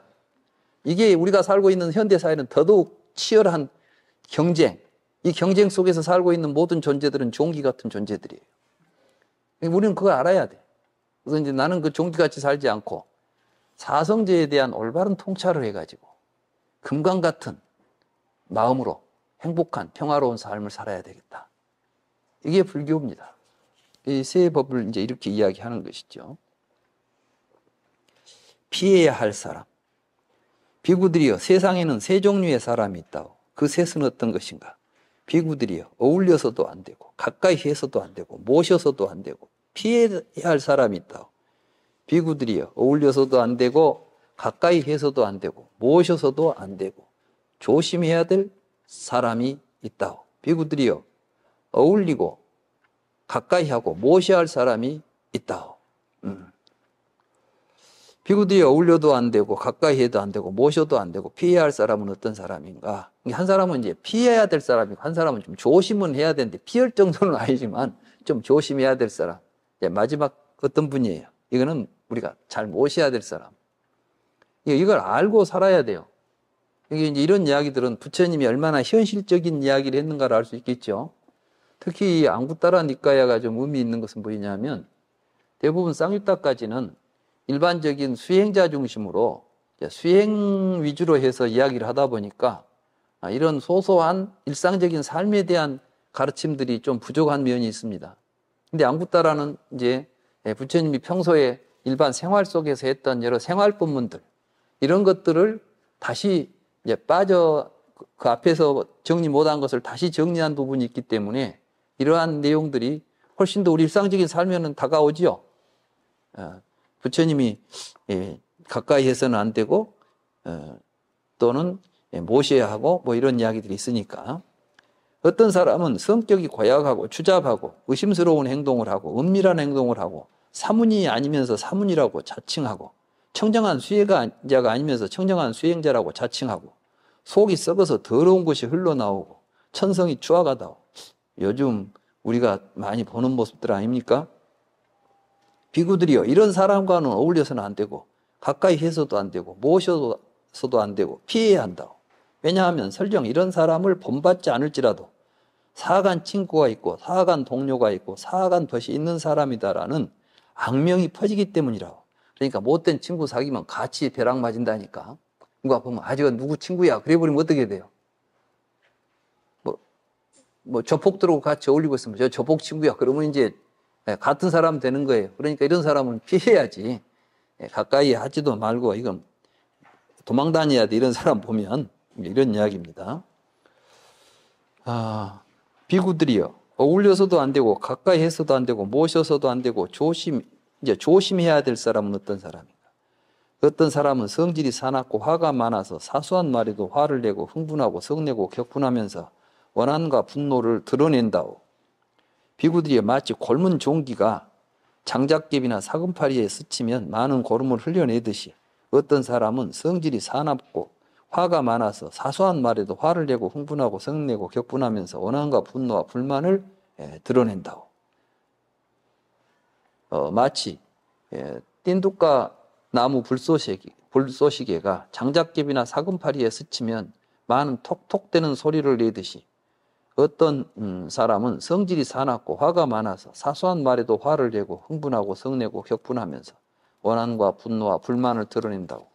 비구들이여 마치 똥구덩이에 장작개비나 사금파리를 던지면 많은 악취가 나듯이 어떤 사람은 성질이 사납고 화가 많아서 사소한 말에도 화를 내고 흥분하고 성내고 격분하면서 원한과 분노와 불만을 드러낸다고. 비구들이여 그러므로 이런 사람은 어울려서도 안 되고 가까이 해서도 안 되고 모셔서도 안 되고 좀 조심해야 된다. 왜? 잘못하면 똥물을 뒤집어 쓰니까 이런 사람은 좀 조심해야 되는데, 근데 앞에 이제 하고 좀 그 차이가 뭐냐면 앞에는 이제 그 거짓된 사람이에요. 앞에 사람은 뭐냐면 뭘 감추고 이게 좀 특히 이제 여기에서 이제 강조되고 있는 거 이거 수행자들 이야기를 하는 거예요. 그러니까 마치 이제 수행을 한다고 하면서 사실은 수행자답지 못하게 마치 뭐 큰 청정한 수행을 하고 있는 것 같은데 속으로는 전혀 그렇지 않다면 이건 정말 이게 상종해서는 안 될 인간들이야. 이런 지금 그 이야기를 하고 있는 거예요. 근데 이제 좀 더럽고 이런 사람들은 그저 같이 어울려는 살 때 조심하고 살아야 돼. 이게 잘못하면 이제 그 오물이 튀기니까. 근데 앞에 있는 사람은 잘못하면 이제 같은 무리가 돼가지고 아예 그냥 자기 삶을 망치게 되니까 아예 피해야 되고. 그러나 어울리고 가까이 해야 될 사람은 누구인가? 비구들이여 어울리고 가까이 하고 모셔야 할 사람은 어떤 사람인가? 비구들이 어떤 사람은 계행을 갖추고 행실이 훌륭하다오. 비구들이여 이런 사람은 어울리고 가까이 하고 모셔야 한다오. 왜냐하면 설령 이런 사람을 본받지 않을지라도 훌륭한 친구가 있고 훌륭한 동료가 있고 훌륭한 덫이 있는 사람이다라는 좋은 명성이 퍼지기 때문이라오. 비구들이여 그러므로 이런 사람은 가까이 어울리고 가까이 하고 모셔야 한다오. 비구들이여 이들이 세상에 있는 세 종류의 사람이라고. 우리 이제 붓다나라 법부님들은 이제 세 번째, 우리 붓다나라 지계바론문 잘 실천하면 모든 사람들이 본받지는 못해도 이런 사람은 존경하고 모시는 사람이 되지 않겠습니까? 우리 이제 부처님은 이런 사람이 되도록 우리에게 가르치고 계신 것입니다. 그래서 이제 이 개송이 나오죠. 천박한 사람을 사귀면 몰락하고 동등한 사람을 사귀면 퇴보하고 훌륭한 사람을 사귀면 빨리 성장한다네. 그러므로 자신보다 뛰어난 사람을 사귀어야 한다네. 훌륭한 사람들 사귀는 게 가장 이제 우리가 삶에 있어서 중요하다는 말씀을 하신 겁니다. 저는 우리 붓다나라가 서로 상대방에게 훌륭한 벗이 되고, 그래서 서로 본받고 서로 향상시키는 이러한 도반들이 되었으면 좋겠고, 실제로 우리 붓다나라에 지금 같이 공부하시는 분들을 보면 저도 항상 느낍니다.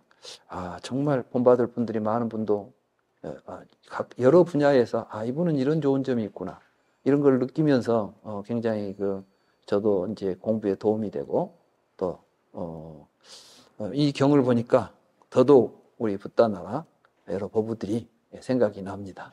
우리 법우들은 서로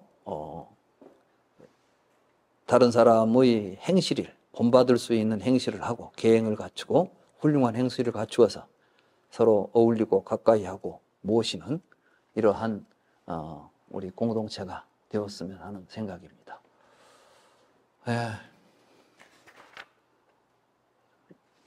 오늘은 여기까지 하고 남은 시간 함께 인사도 나누고 법담을 나누는 시간을 가질까 합니다. 오늘은 제가 이제 대구로 내려왔기 때문에 서울법당에 모여서 같이 공부하시는 이제 또 서울법당 법우님들이 계시고 울산법당의 법우님들이 계십니다. 근데 앞으로 이제 좀 이런 공부하는 날이면 제가 가지 않더라도 이제 지역 법당에서 모두 같이 모여가지고 공부를 하면 좋겠습니다. 왜냐하면 지금 우리가 하는 불교 공부는 학교에서 하는 강의가 아니에요. 뭐 내 이야기 듣고 뭐 내가 이해하면 되지. 우리가 그러자고 지금 함께 공부하는 게 아닙니다. 우리는 공동체입니다. 부처님의 가르침을 믿고 실천하는 공동체입니다. 공동체라는 것은 함께 하는 것입니다. 식구도 같이 밥을 안 먹으면 식구가 아니야. 아무리 가까운 핏줄도 같이 안 어울리면 정이 들 리가 없어요. 그렇죠? 마찬가지입니다. 우리가 지금 공부하는 것은 내 이야기 듣자고 하면 내 이야기야 뭐 인터넷에 들어가 보면은 넘치고 넘치잖아요. 대기 보니까 뭐 몇백 개가 된다더라. 내 파일이. 누군가 한 번은 내가 강의한 모든 걸 다 녹음했대요. 그러면서 숫자를 계산하는데 뭐 그때 당시에 300 몇 개인가 된다고 했으니까 몇 년 전이니까 지금은 더 많겠지. 그거 없어서 지금 이제 우리 모여서 같이 공부합니까? 그게 아닙니다. 우리는 같이 공부하는 사람들이 모여가지고 함께 삶을 나누려고 하는 것입니다. 그게 공동체입니다. 그렇기 때문에 부처님은 그걸 상가라고 했고, 우리 이제 이 도반과 함께하는 바론문 속에도 어떤 내용이 있습니까? 우리는 자주 도반들을 만나 법담을 나누며 공부하겠다고 그랬잖아요. 그런 것처럼 함께 모여서 삶을 나누는 것이 또 그렇게 하기 위해서 공부하는 것이지, 무슨 이론을 배우고 경전의 의미를 내가 이해하고 이게 중요한 것은 아닙니다. 그렇기 때문에 오늘 이제 대구 법당에는 이 지역에 계시는 많은 분들이 오셔가지고 굉장히 정말 오늘 너무 저도 기분이 좋고 또 고마운 마음이 듭니다. 여러 이제 다른 법당에서도 뭐 내가 내려가는 날만 모이는 거, 내 얼굴 보고 모이는 건 아니잖아요. 여러분들이 불교 공부하는데 내 얼굴 보고 싶어서 공부하는 건 아니지 않습니까? 우리는 같이 행복한 삶을 만들고 나누기 위해서 공부하는 것이니까 이제 법당은 항상 공부하는 사람들이 함께 모여서 나누는 장소로서 생각하고 그런 공부들을 이제 더 했으면 좋겠다, 이런 생각이 듭니다. 오늘 뭐 대구에 많은 분들이 오시니까 여러 법당들이 다 항상 이렇게 이제 제가 안 오는 날은 함께 이런 인터넷을 통해서 함께 하는 자리들을 만들었으면 좋겠다는 생각이 불현듯 들어서 이렇게 마무리 이야기를 하게 됐습니다.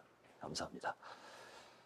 그러면 남은 시간은 여러 줌으로 함께 하신 여러분들의 이야기를 듣는 시간을 갖도록 하겠습니다. 먼저 서울법당 법우님들 나오셔서 인사도 하시고 법담도 나누어 주시기 바랍니다.